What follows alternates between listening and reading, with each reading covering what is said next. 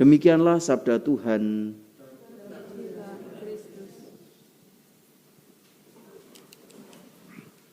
Bapak, Ibu, dan saudara-saudariku yang dikasihi Tuhan, ketika kita berbicara tentang penderitaan, maka saya percaya dan yakin bahwa sebagian dari kita menganggap masalah penderitaan itu adalah masalah yang mengerikan, masalah yang menakutkan, ya. Dan bahkan kita kadangkala atau seringkali berdoa, Tuhan jauhkanlah kami dari penderitaan. Nah, begitu kita mendoakan, ya. Kita berdoa seperti itu.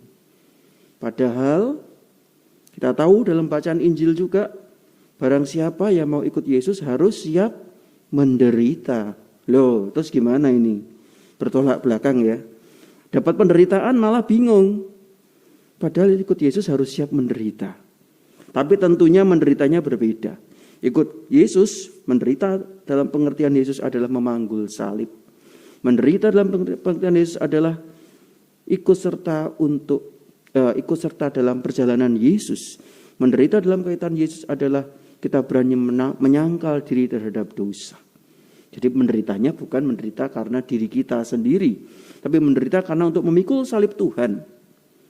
Ya, tentu ini berbeda dengan menderita karena kesalahan kita sendiri. Menderita karena memikul salib Tuhan, misalnya apa? Ya, kita berjuang kebenaran, keadilan, kejujuran, tapi kita malah dimusuhi. Kita malah dijauhi oleh orang. Ya, kita menderita karena orang lain. Ya, itu adalah salib. Ketika kita berusaha berjuang untuk kebenaran dan keadilan, kita malah dimusuhi oleh orang, misalkan. Kita dijauhi, dianggap kafir. Nah, itu harus berani memikul salib. Namun kalau menderita dibuat sendiri, nah itu yang berbeda. Bagaimana menderita dibuat sendiri?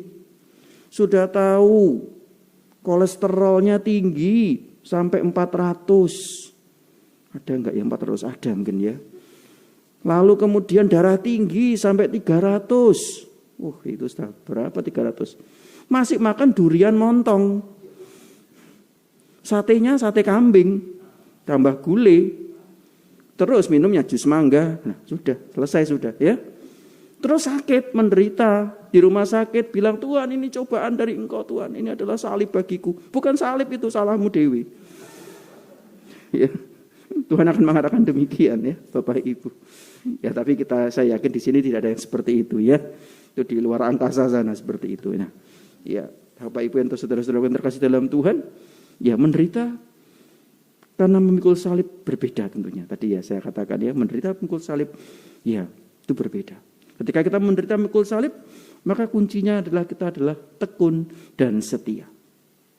Ketika kita dimusuhi orang karena kita adalah pengikut Kristus, ya, beranilah untuk tekun dan setia. Banyak gereja-gereja begitu sulitnya mendirikan rumah ibadat, tekun dan setialah untuk berdoa dan berjuang dengan cara-cara yang benar, bukan cara-cara yang tidak benar. Dalam pekerjaan ada yang namanya suap menyuap, ya, berusahalah, berjuanglah untuk tidak suap menyuap, meskipun untuk itu kita dipersulit. Memang tidak mudah, Bapak Ibu, tapi itulah salib. Itulah jalan Tuhan yang harus kita pikul. Maka tekunlah dan setia di dalam mengikuti Tuhan.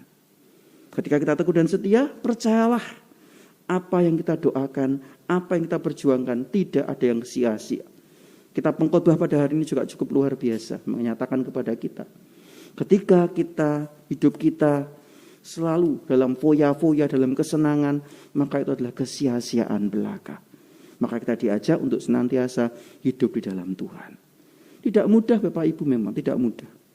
Tetapi ketika sekali kita tekun dan setia, maka percayalah Tuhan akan senantiasa menjaga kita. Tuhan akan senantiasa menyertai kita. Seperti kata pemazmur, ya, Tuhan Engkaulah tempat perteduhan bagi kami turun-temurun, ya. Tuhan akan senantiasa menyertai kita ketika kita tetap mengandalkan Dia. Oleh karena itu, Bapak Ibu dan saudara-saudara yang dikasihi Tuhan, mari melalui peran Ekaristi yang kita adakan pada siang hari ini, kita ingin mohon rahmat Allah agar supaya kita tetap diberikan rahmat kesetiaan dan ketekunan di dalam menjalani kehidupan kita, di dalam memikul salib kita, karena kita percaya Dia senantiasa menyertai dan melindungi hidup kita. Berkat Tuhan menyertai kita sekalian.